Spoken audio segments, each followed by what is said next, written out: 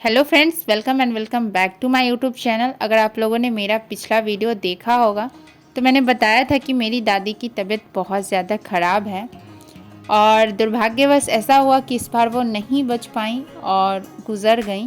Sunday को वो गुज़री थी और आज पूरे 15 दिन हो गए हैं उनको गुज़रे हुए। और उनके जाने के बाद ये 15 दिन का एक एक दिन हम लोगों पे बहुत ही ज़्यादा भारी गुज़र रहा है।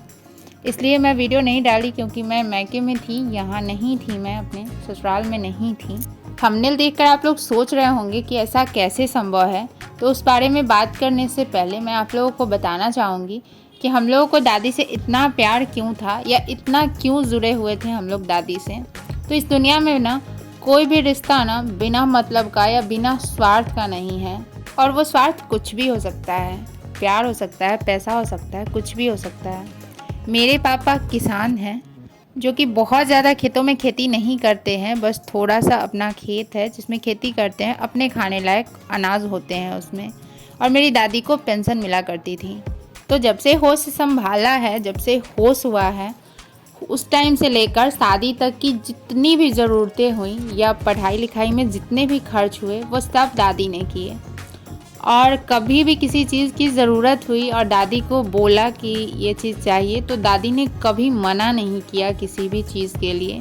मेरी फैमिली तो बहुत बड़ी है, मेरे पापा 4 भाई हैं, लेकिन गांव में दादी के साथ मेरे मम्मी पापा रहा करते थे और हम लोग रहा करते थे, इसलिए दादी से ज़्यादा जुड़े हुए हम ही लोग थे। मेरी दादी की बहुत इच्छा थी कि हम लोग पढ़ लिख के गवर्नमेंट सेक्टर में जॉब ले लें और सेटल हो जाए, क्योंकि लड़कियों के लिए इंडिपेंडेंट होने का क्या महत्व है इसको दादी बहुत अच्छे से समझती थी, क्योंकि वो खुद इंडिपेंडेंट थी। दादी इस बात से बिल्कुल भी अनजान नहीं थी कि उनका इंडिपेंडेंट होना ही शायद परिवार में उनकी इतनी वैल्यू बढ़ाता है। और वो इस बात को हमेशा कहती भी थी, हम लोगों को हमेशा समझाती थी कि अपने पैरों पे खड़ा होना बहुत ज़रूरी है। 90 वर्ष की उम्र में मेरी दादी की याददाश्त इतनी मजबूत थी कि उन्हें सब कुछ याद रहता था, और जो 90 वर्ष की ज़िंदगी में उन्होंने अनुभव किया था वो बातें, वो चीज़ें वो सबसे शेयर किया करती थी। और मैं अगर कभी परेशान रहती थी, क्योंकि शादी के बाद मेरी ज़िंदगी थोड़ी सी उलझी हुई थी और मैं ज़्यादा परेशान रहती थी, तो दादी से बात करके मन इसलिए हल्का हो जाता था क्योंकि वो अपने अनुभव को उदाहरण के रूप में इस तरह से समझाती थी कि उस परेशानी से बाहर कैसे निकला जाए आसानी से। इसमें मुझे बहुत मदद मिलती थी।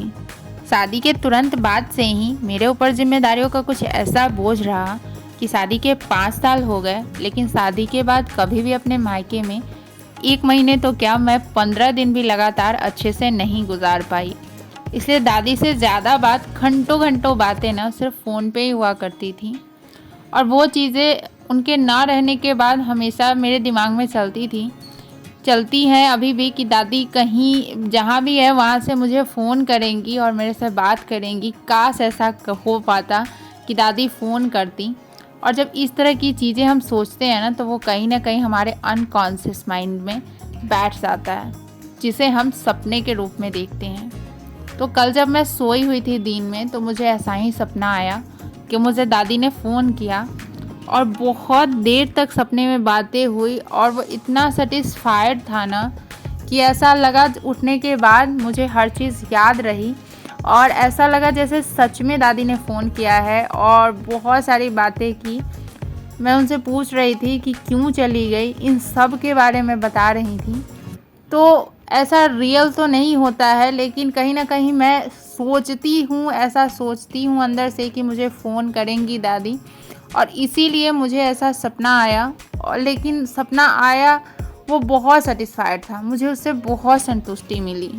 तो जैसा हम सोचते हैं, साइकोलॉजी में पढ़ना भी है कि जैसा हम सोचते हैं वो हमारे सपने के रूप में आता है, क्योंकि जो हम खुली आँख से नहीं देख पाते हैं वो हमें सपनों में दिख जाता है। मैं संडे को सुबह जाने वाली थी और वो रात में ही दादी नहीं रही और मुझे दादी से अंतिम मुलाकात नहीं हुई।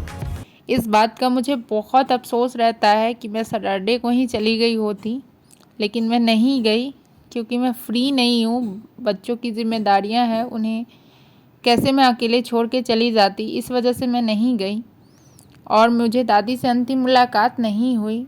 ज़िंदगी में हम आगे तो बढ़ेंगे ही धीरे धीरे, लेकिन जब कुछ ऐसा हो जाता है लाइफ में तो वो बहुत परेशान करता है और उससे फाइट करने में, उससे लड़ने में बहुत परेशानियां होती है, जिससे अभी हम लोग गुजर रहे हैं। दादी तो हमें छोड़ के चली गई, लेकिन उनकी यादें, कुछ इच्छाएं जो हमारे साथ हैं, उन्हीं के सहारे हमें जीना है। और दादी कभी भी हमारे लिए स्मृति शेष नहीं रही, हमेशा वो कृति शेष रहेंगी, क्योंकि बहुत सारी कृति दादी की हैं जो हम ही लोग जानते हैं, जो उन्होंने हम लोग के लिए किया है। तो दादी हमेशा हमारी यादों में जीवित रहेंगी, वो कभी भी हमारे लिए मरी नहीं हैं।